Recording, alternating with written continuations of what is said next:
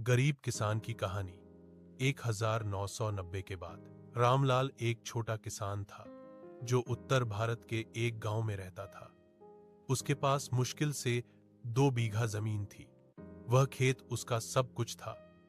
उसी से परिवार का पेट भरता, उसी से बच्चों की पढ़ाई और उसी से त्योहारों की तैयारी होती।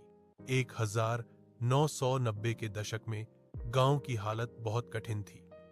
बारिश समय पर न हो तो किसान को बड़ा नुकसान हो जाता। रामलाल के पास न तो ट्रैक्टर था, न कोई पंप सेट। वह हल बैल से खेत जोतता और कुएं से पानी खींचकर सिंचाई करता।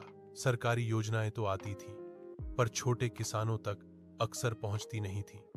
खाद और बीज खरीदने के लिए रामलाल को गांव के महाजन से कर्ज लेना पड़ता। ब्याज बहुत ऊंचा होता, पर मजबूरी में वही करना पड़ता। कभी कभी फसल अच्छी होती तो रामलाल का चेहरा खिल उठता। बच्चों के लिए नई किताबें ले आता, घर में चूल्हा अच्छे से जलता। लेकिन जब सूखा पड़ जाता या बारिश ज्यादा हो जाती तो सारी मेहनत मिट्टी में मिल जाती।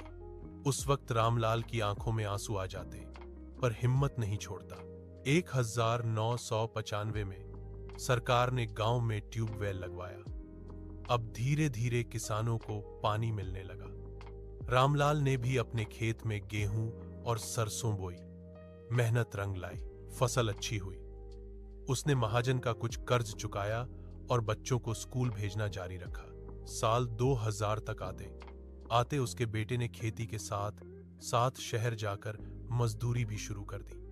अब परिवार की आमदनी थोड़ी बढ़ गई, लेकिन रामलाल आज भी खेत से जुड़ा रहा, क्योंकि उसके लिए जमीन केवल आय का साधन नहीं, बल्कि जीवन और आत्मा का हिस्सा थी। यह कहानी उस दौर की है जब छोटे किसानों के लिए खेती जीने मरने का सवाल थी।